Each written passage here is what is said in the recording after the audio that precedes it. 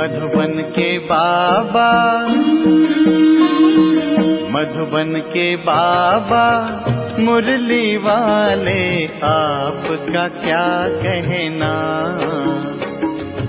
आपका क्या कहना। ओम शांति। आज 6 अगस्त 2026 के साकार मधुर महावाक्य हैं। आज मीठे मीठे बाप दादा बोले, मीठे बच्चे अपने आप से वायदा करो कि हमें बहुत बहुत मीठा बनना है, सबको सुख की प्यार की दृष्टि से देखना है, किसी के नाम रूप में नहीं फंसना है।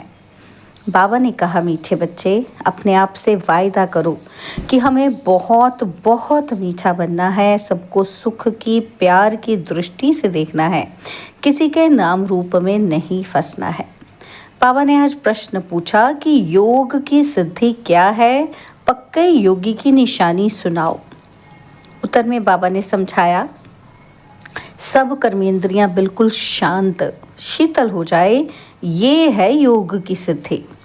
पक्के योगी बच्चे वह जिनकी कर्मेंद्रियां जरा भी चंचल ना हो, रिंचक भी किसी देहधारी में आंख ना डूबे। मीठे बच्चे अब तुम जवान नहीं, तुम्हारी वानप्रस्थ अवस्था है।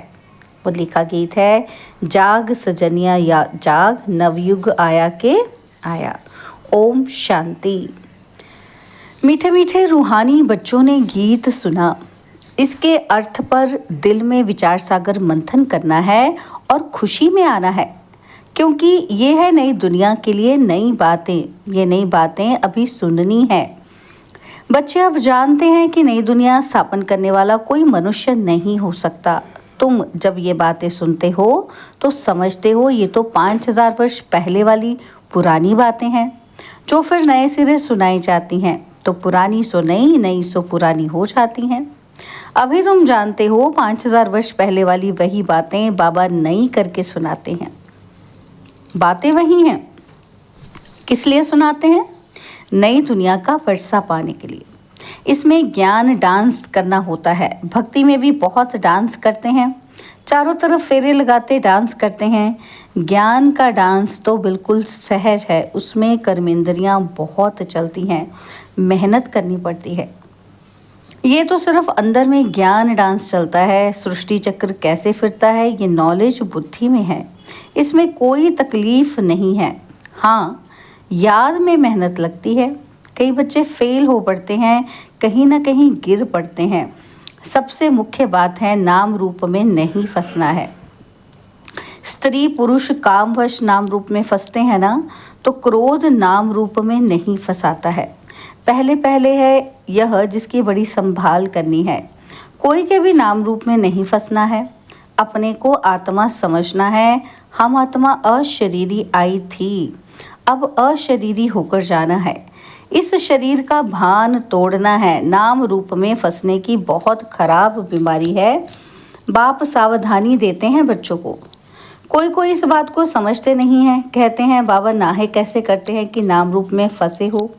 परंतु ये गुप्त बीमारी है, इसलिए साजन सजनियों को अथवा बाप बच्चों को जगाते हैं कि बच्चे जागो, अब फिर से कलयुग के बाद सतयुग आना है। बाप ज्योति जगाने आते हैं। मनुष्य मरते हैं तो उनकी ज्योत जगाते हैं, फिर दीपक की संभाल करते हैं कि बुझ न जाए, आत्मा को अंधियारा ना हो। वास्तव में ये है सब भक्ति मार्ग की बातें। आत्मा तो सेकंड में चली जाती है। कई लोग ज्योति को भी भगवान मानते हैं, ब्रह्म को बड़ी ज्योति कहते हैं। ब्रह्म समाजियों का मंदिर होता है जहाँ रात दिन ज्योत जगती है। कितना खर्चा होता है, फालतू घृत जाता है। यहाँ वह कुछ भी डालने का है नहीं।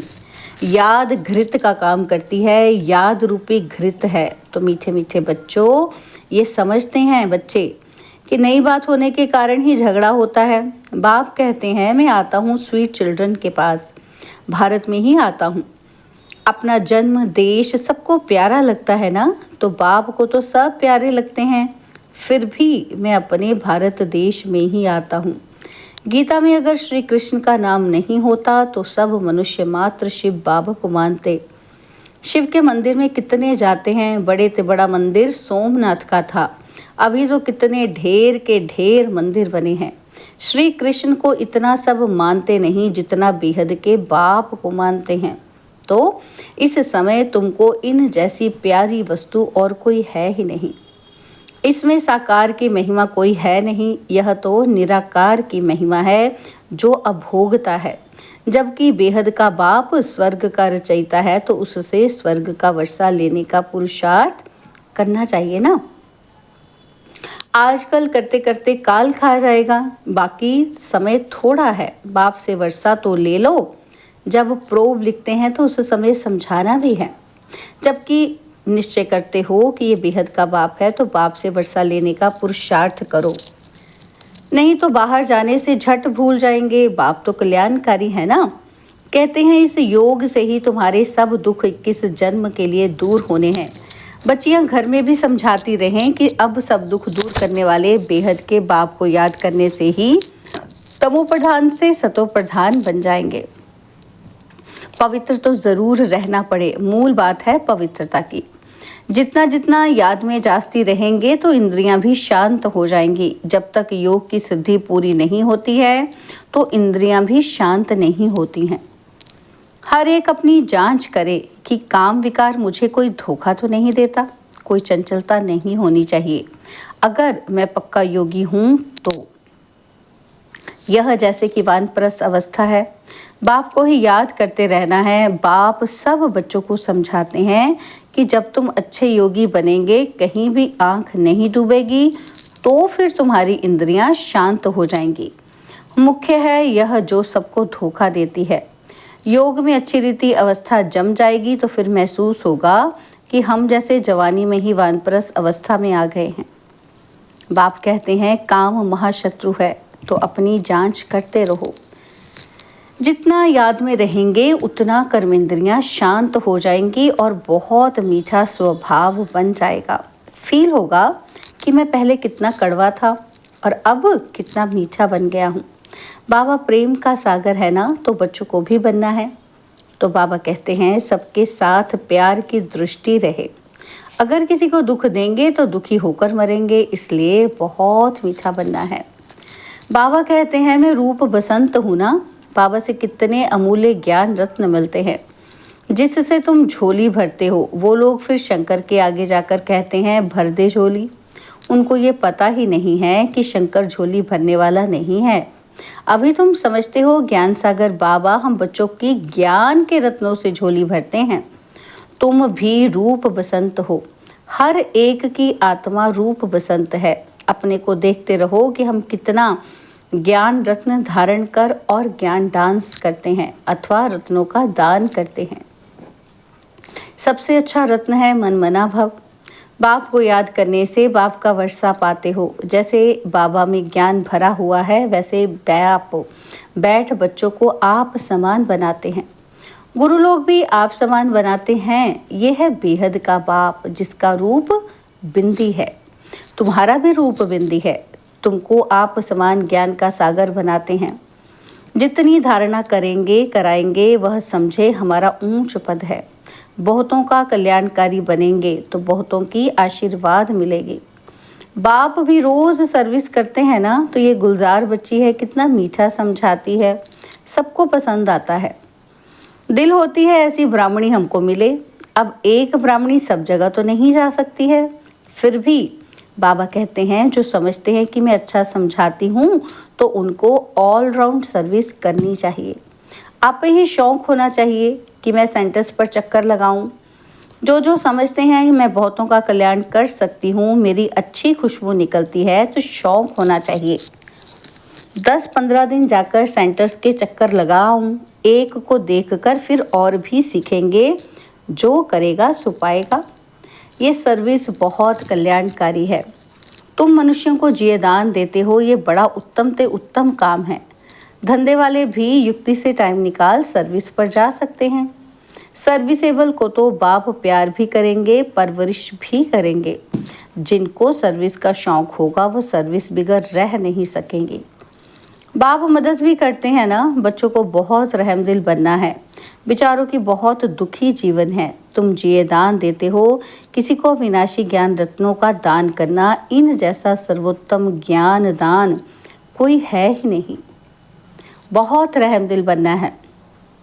ब्राह्मणी कमज़ोर होने के कारण सर्विस ढीली हो पड़ती है, इसलिए अच्छी टीचर की मांगनी करते हैं। जब भी विचार आए तो चले जाना चाहिए।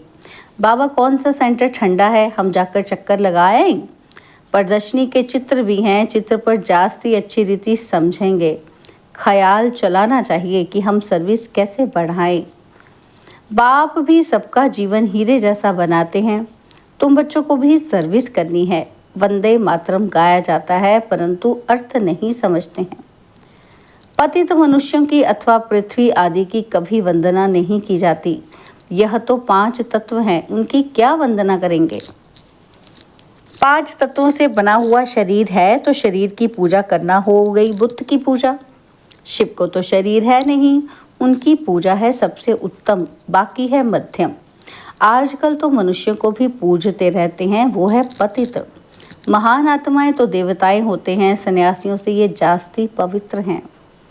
अभी तुम बच्चे जानते हो कि हम देवता बन रहे हैं। बाप हमको ये अविनाशी ज्ञान रत्न दान करना सिखलाते हैं। इन जैसा ऊंच दान और कोई होता नहीं। एक बाप को ही याद करना है। शिव और लक्ष्मी नारायण के चित्र तो हैं, हर एक अपने घर में लगा दे तो याद रहेगा। शिव बाबा हमको ये लक्ष्मी नारायण बनाते हैं। इस समय तुम बन रहे हो। स्वर्ग का रचयिता है ही शिव बाबा। सत्युग में तो नहीं वर्षा देंगे। इस अंतिम जन्म में शिव बाबा कहते हैं मुझे याद करो तो तुम ये बनेंगे। और सब बातें छोड़कर बस सर्विस और सर्विस। बाप को याद करते हो, ये भी बड़ी सर्विस करते हो। तत्व आदि सब पावन बन जाते हैं। योग की महिमा बहुत भारी है। दुनिया में योग आश्रम तो बहुत हैं परंतु वो सब हैं जिस्मानी हठ योग। तुम्हारा ये है राजयोग जिससे तुम्हारा बेड़ा पार हो जाता है। उन अनेक प्रकार के हठ योग आदि से सीढ़ी उतरते आए हो। मूल बात है याद की। देखना है हमारा मन कहीं विकार तरफ तो नहीं जाता है। विकारी को ही पतित कहा जाता है, अर्थात तो कौड़ी मिसल। विकार में गिरने से अपना ही नुकसान कर देंगे। जो करेगा सो पाएगा। बाप देखे व ना देखे, अपने को चेक करना है कि हम बाप की सर्विस करते हैं। हमारे में कोई अवगुण तो नहीं है। अगर है तो निकाल देना चाहिए। अपने से अवगुणों को निकालने के लिए बाप बहुत समझाते रहते हैं। निर्गुण का भी अर्थ कोई नहीं समझते। निर्गुण बालक की मंडली क्या कर सकेगी जिसमें कोई गुण ही नहीं है। बिगर अर्थ जो आया सो कह देते हैं कि अनेक मत है ना, तुमको एक मत मिलती है जिससे तुमको तो अथाह खुशी होनी चाहिए। बाप सिर्फ कहते हैं, क्या कहते हैं, मुझे याद करो और कमल फूल समान बनो। मनसा वाचा कर्मणा पवित्र बनो। तुम बच्चे जानते हो कि हम ब्राह्मण श्रीमत पर अपने ही तन मन धन से अपनी और सारे विश्व की सेवा कर रहे हैं। बाप आएंगे तो भारत में ना, तुम पांडव भारत को स्वर्ग बनाने की सेवा कर रहे हो। तुम अपना काम करते हो। आखिर विजय तो पांडवों की ही होनी है, इसमें लड़ाई की बात नहीं। तुम हो डबल नॉन वायलेंस, ना विकार में जाते हो ना गोली चलाते हो। वॉइसलेस से कोई भी विश्व पर बादशाही नहीं पा सकते। बाबा ने समझाया है, वह दोनों क्रिश्चियन लोग अगर आपस में मिल जाएं तो विश्व पर राज्य कर सकते हैं, परंतु ड्रामा में ऐसा है ही नहीं। कृष्ण ने ही कृष्णपुरी को हप किया है। असल तो भारत में श्री कृष्ण ही पुरी था ना। भारत श्री कृष्ण की ही पुरी था। लड़कर बादशाही ली, बहुत धन ले गए। अब फिर धन वापिस होता जाता है और फिर तुम विश्व के मालिक बन जाते हो। बाबा कितनी युक्तियां बताते हैं। उन्होंने ही तुम्हारा राज्य छीना है, फिर वह आपस में लड़ते हैं और विश्व के मालिक तुम बन जाते हो। कितनी बड़ी बादशाही है। मेहनत सिर्फ इसमें है, याद करते रहो और अपना वर्षा लो। इसमें तंग नहीं होना चाहिए। अच्छा, मीठे मीठे सिकिलदे बच्चों प्रति माता पिता बाप दादा का याद प्यार और गुड मॉर्निंग। रूहानी बाप की रूहानी बच्चों को नमस्ते। हम रूहानी बच्चों की रूहानी बाप दादाजी को दिल व जान सिकवा प्रेम से नमस्ते। ओम शांति। प्यारे बाबा, मीठे बाबा, मेरे बाबा, शुक्रिया बाबा, शुक्रिया बाबा, शुक्रिया। धारणा के लिए मुख्य सार है। पहला पॉइंट है, दूसरी सब बातों को छोड़कर ज्ञान दान करना है, रूप बसंत बनना है, अपने अवगुणों को निकालने का पुरुषार्थ करना है, दूसरों को नहीं देखना है। और सेकंड पॉइंट है, अपना स्वभाव बहुत मीठा बनाना है, सबके प्रति प्यार की दृष्टि रखनी है, किसी को भी दुख नहीं देना है, कर्मेंद्रिय जीत बनना है। बाबा ने आज हमें वरदान दिया, संपूर्ण समर्पण की विधि द्वारा सर्वगुण संपन्न बनने के पुरुषार्थ में सदा विजयी भव। संपूर्ण समर्पण की विधि द्वारा सर्वगुण संपन्न बनने के पुरुषार्थ में सदा विजयी भव। संपूर्ण समर्पण उसे कहा जाता है जिसके संकल्प में भी बॉडी कॉन्शियस ना हो, अपने देह का भान भी अर्पण कर देना कि मैं फलानी हूँ, ये संकल्प भी अर्पण कर संपूर्ण समर्पण होने वाले सर्व गुणों में संपन्न बनते हैं।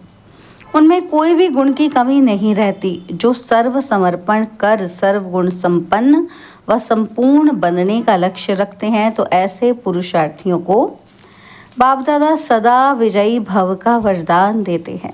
स्लोगन है, मन को वश में करने वाला ही मनमना भव रह सकता है। मन को वश में करने वाला ही मनमना भव रह सकता है। बाबा के व्यक्त इशारे अपवित्रता के बीज को भी समाप्त कर संपूर्ण स्वच्छ बनो। बाबा ने समझाया कि पवित्रता और अपवित्रता का कारण है स्मृति। जब स्मृति रहती है कि ये देवी है, तो स्मृति दृष्टि और वृत्ति को पवित्र बनाती है, और जब स्मृति है कि ये फीमेल है, तो वह स्मृति वृत्ति और दृष्टि को अपवित्रता की तरफ खींचती है। वहाँ रूप को देखेंगे और वहाँ रूहानियत को देखेंगे। अच्छा, ओम शांति।